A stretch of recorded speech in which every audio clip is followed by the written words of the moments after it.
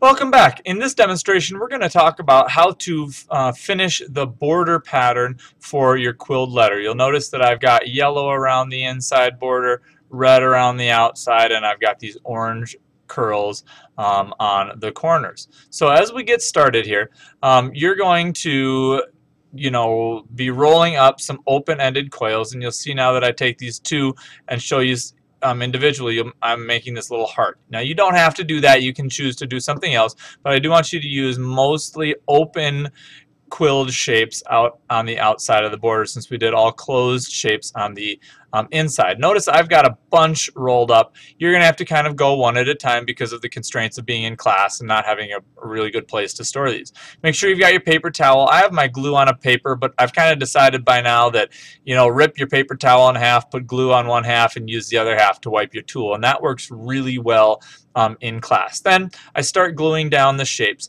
You're going to have to think with the open-ended shapes which side you're really going to glue down, and I kind of struggle with that as I go along, trying to think, okay, this way is the right way to make the little heart shape, this way is the right way or the wrong way. And with these open coils, they're not solid. They kind of move around, so you're going to have to play with them a little bit to try to get them to how you want them to be.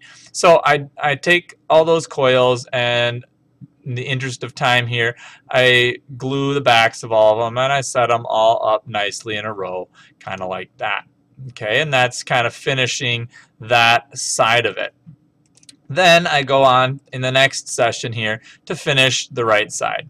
I kind of set all the coils out, glue them all down, and make sure that the amount of coils on this side, on the left side, kind of match up with the amount of coils on the right side. So I'm kind of trying to keep the pattern similar from one side to the other. All right, I finish all the coils on the right side and then move on to the coils on the top and bottom. So here in the top and bottom, I do both the top.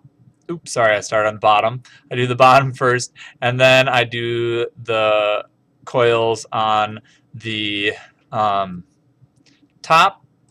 So here's the bottom, there's the top, so that I get all of those right. And as you're working, you're going to kind of have to think of, well, squishing them in the right way so that they all get into the right place. So with those two border areas done, looking something like that, then I move on to the corners. And I say, well, with those corners, I really want to get those little swirls there kind of in this corner. I first think maybe I'll put a couple in or squish them in a certain way, but really what fits best is just that closed shape coil. So I take 4 of them and put them in the corners, and thinking the whole while that I want those shapes in there so that I have the yellow and red makes orange, and I've got that kind of mentality that I'm mixing those two warm colors to make that warm color, so that by the end, being done, all of my strips here are finished. When you're done, make sure you clean up all your supplies, make sure they're nicely, neatly put away, and you've got everything squared away as far as that. If you need to keep some of your shapes in your folder, you can do that. If you need to keep some strips in your folder, that's fine too. But this is what it should look like as we're finished. All of the inside shapes of your letter solidly filled in, some flourishes going through your letter, border pattern with open shaped quilling shapes, and then maybe something different or creative in the corners.